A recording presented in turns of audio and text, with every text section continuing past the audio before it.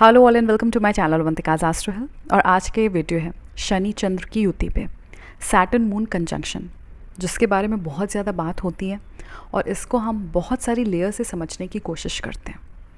जहाँ पे एक साइड में ये युति आध्यात्मिक शक्ति के लिए बहुत अच्छी है, अध्यात्म को समझने के लिए बहुत अच्छी है, उसी जगह दूसरी साइड में ये आपकी मटीरियलिस्टिक पावर को बढ़ाती है। एक आपको मटीरियलिस्टिक विजडम बहुत अच्छा दे सकती है। तो आइए जानते हैं कि शनि चंद्र की युति का अलग अलग सिचुएशंस में, प्लेसमेंट्स में क्या फल होता है। शनि चंद्र की युति अगर ऐसे हाउसेस में बन रही है जहाँ पे आपका ध्यान फाइनेंस की तरफ चला जाता है, then in many cases I have seen कि उसका रिजल्ट बहुत अच्छा होता है। शनि चंद्र की युति का मैंने सेकेंड हाउस में फल बहुत अच्छा देखा, स्पेशली उन चार्ट्स में जहाँ पे शनि या चंद्र में से कोई एक प्लैनेट लग्नेश था। मान लीजिए कर्क लग्न की जनपत्री है और चंद्रमा वहाँ पे लग्नेश होके सिंह राशि का शनि के साथ सेकेंड हाउस में है। तो मैंने ये देखा कि नेटिव अपनी जॉब लाइफ में बहुत प्रोग्रेसिव था, उसने अपनी जॉब लाइफ में बहुत अच्छा अर्न किया। और उसी जगह जब शनि लग्नेश था तो अगेन आई सॉ कि वेल्थ एंड मनी मैटर्स बहुत स्ट्रॉन्ग थे अगर वो चंद्रमा के साथ सेकेंड हाउस में युति कर रहा था। जैसे 11th हाउस में अगर ये युति बन रही है, इवन कर्म के भाव में 10th हाउस में अगर ये युति है और अगर शुभ राशि में है, तो नेटिव बहुत अर्ली, मतलब बहुत ही शुरुआत से वो पैसा कमाने के लिए उसका जो फोकस है वो बहुत अच्छा होता है। And he is very much willing to do everything that can take him there. 11th house में शनि चंद्र की युति का मैंने बहुत अच्छा रिजल्ट देखा जब फाइनेंसेस की बात आती है। लोगों को बहुत अल्ट्रा लग्जरी एक्सपीरियंस करते देखा है मैंने, स्पेशली अगर ये किसी शुभ राशि में है, क्योंकि शुभ राशि में है मतलब दोनों प्लैनेट्स एक पॉजिटिविटी से ड्रिवन होंगे, पॉजिटिविटी से ऑपरेट करेंगे।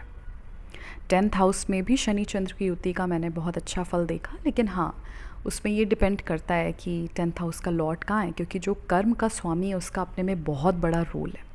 तो अगर वो भी एक अच्छी स्थिति में है और अगर 10th हाउस में ये युति बन रही है, तो इससे ये दिखता है कि आपका जो कर्मा है वो आपको मटीरियलिस्टिक लाइफ की तरफ जाने के लिए इंस्पायर करता है कि अपने एफर्ट्स करो, इस फल के लिए करो, because moon is mind and Saturn is your Karma. तो आपके माइंड में वो कर्मा इम्प्रेस हो जाता है जो कि आपको एक बहुत अच्छा फल दे सके, because moon means attachment to anything. तो यहाँ पे शनि कर्म का स्वामी उसके साथ है, तो attachment to the result is depicted by this conjunction very often. लेकिन यही युति अगर मैंने अशुभ स्थानों में देखी तो इसका फल बहुत अलग था। जैसे मान लीजिए 6th हाउस में अगर शनि चंद्र की युति है, तो अब चंद्रमा बहुत ज़्यादा कंफर्टेबल नहीं फील करता 6th हाउस में अनटिल एंड अनलेस वो एक अच्छी स्ट्रेंथ में ना हो। तो यहाँ पे अगर शनि चंद्र की युति है और अगर चंद्रमा किसी और भी पापग्रह से पीड़ित हो जाता है या वो अपने में एक वीक स्टेट में है, तो नेटिव का जो एक मन है वो अपने को बनाने में उतना नहीं होता है, या फिर जब उसको बनाने की बात आती है so he is not very much ready to do his efforts, क्योंकि उसको वहाँ पे बहुत प्रॉब्लम्स होती हैं, इनर ब्लॉकेजेस उसके बहुत सारे होते हैं। जैसे कि अगर उसको ऐसा लगेगा कि यार मुझे ये चीज़ पाने के लिए मुझे इतना एफ़र्ट देना पड़ेगा और उसमें इतनी ज़्यादा प्रॉब्लम्स भी हैं, तो प्रॉब्लम से नेटिव थोड़ा सा दूर भागेगा। उसका मन ऐसे होगा कि यार मेरे पास जितना है ना मैं उतने में ही सेटिस्फाइड हूँ, मुझे नहीं चाहिए बहुत ज़्यादा, बिकॉज अगर बहुत ज़्यादा चाहिए होता है तो उसके लिए there is a big cost to पे।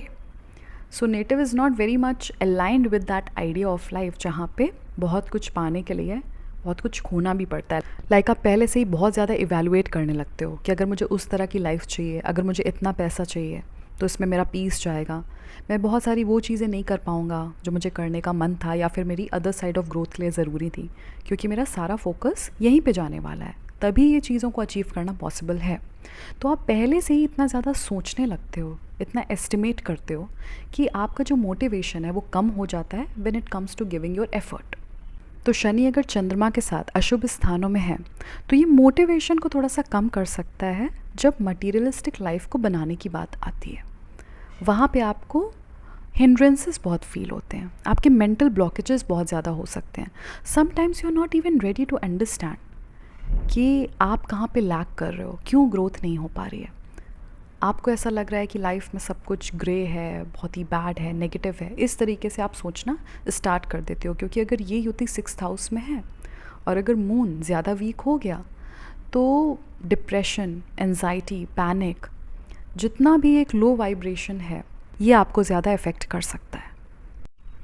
जैसे मैंने कई बार देखा कि जब शनि चंद्र की युति एक जल राशि में 12th हाउस में थी, तो नेटिव एक इनर वॉर से लड़ रहा होता है. उसके मन में बहुत द्वंद्व होता है. वो द्वंद्व एक तरह का गैप है, अध्यात्म को ना समझ पाने का, अपनी स्पिरिचुअल साइड को ना समझ पाने का.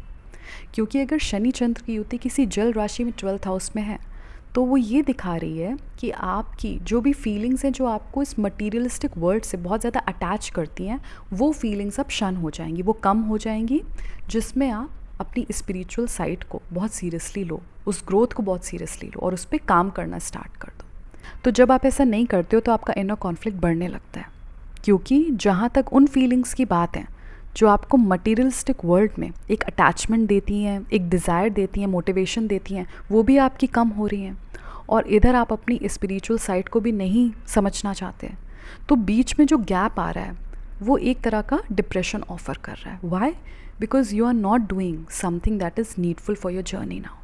तो शनि चंद्र की युति किसी की भी कुंडली में है तो आप उसको ये ज़रूर देखिए कि ये किस हाउस में है, किस साइन में है, कौन से प्लैनेट्स इस युति को देख रहे हैं, और जिस हाउस में ये युति है उसके लॉर्ड की प्लेसमेंट क्या है.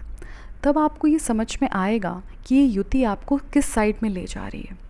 जैसे शनि चंद्र की युति अगर 8th हाउस में थी और अगर वो किसी एक ऐसे साइन में है जो कि एक डेप्थ ऑफर करने के लिए या सब्जेक्ट को समझने के लिए बहुत अच्छा है, जैसे मान लीजिए सिंह राशि है या धनु राशि है, so they help you to understand any subject properly, क्योंकि ये दिमागी शक्ति को डिनोट करती हैं. तो अगर 8th हाउस में ये युति ऐसे साइंस में थी तो मैंने देखा कि नेटिव किसी सब्जेक्ट को बहुत अच्छे से समझता है, बहुत अच्छे से प्रोसेस कर पाता है, उसको सब याद रहता है जो वो पढ़ता है. इसी जगह जब वो वाटर साइंस में थी तो नेटिव के अंदर बहुत ज़्यादा डेप्थ होती है किसी चीज़ को समझने की. उसका इंट्यूशन, उसकी साइकिक एबिलिटीज़ बहुत अच्छी हो सकती हैं. अगर वो ऑकल साइंस में इंटरेस्ट लेता है तो उसमें वो बहुत अच्छा कर सकता है.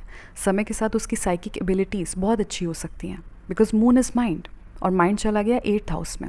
वो भी किसके साथ गया? शनि के साथ, जो कि आपको 8th हाउस के मैटर्स को समझाने में एक डेप्थ देता है, पेशेंस देता है, और प्लस आपको डिस्कनेक्ट भी करता है दूसरी चीज़ों से, मटीरियलिस्टिक लेयर्स से, जिसमें आप इस मैटर को अच्छे से ग्रास्प कर पाओ.